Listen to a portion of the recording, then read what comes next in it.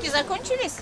Ляля Шагивалеева не переживает за безопасность своего внука. В августе в школе, где учится второклассник Саша, поменяли забор и ввели систему управления доступом. Дети ходят с магнитными ключами. Мы теперь на территорию школы практически попасть не можем, только с разрешения учителя.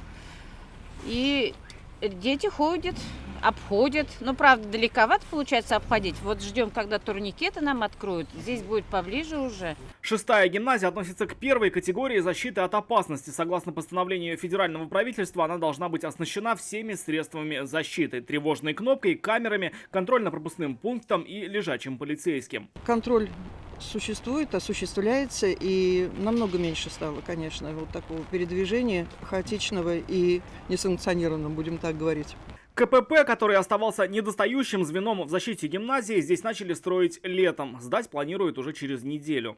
Контрольно-пропускной пункт в какой-то степени усиливает охрану технически. Теперь здесь в автоматическом режиме с помощью вот таких турникетов можно будет узнать, сколько человек вошло в школу и вышло из нее, а внутренние металлорамки проверят, имеет ли входящий при себе что-то подозрительное. Такие же меры должны быть внедрены минимум в 22 школах. Столько учреждений Казани относятся к первой категории безопасности. Ограждения должны быть заменены в 281 образовательном учреждении: школах, детсадах, местах получения доп. Образования. Об этом сегодня рассказали в Казанской мэрии, призвав не тянуть со сроками и, к примеру, все камеры установить не до конца года, а уже в следующем месяце. Размытые сроки до конца года, порядка более 600 камер.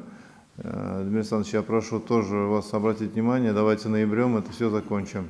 Здесь же сообщили, на защиту школ и детсадов уже направили свыше 1 миллиарда рублей. Из них 992 миллиона на заборы.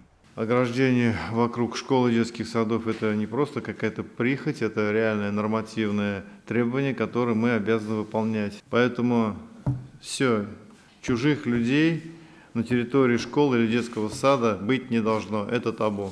В эти дни почти в 200 школах и детсадах завершаются работы по обустройству пунктов охраны с видеонаблюдением. На 106 объектах усовершенствованы кнопки тревожной сигнализации. До конца года модернизируют еще 185. Рамиль Шайдуллин, Адельмин Дубаев, ТНВ, Казань.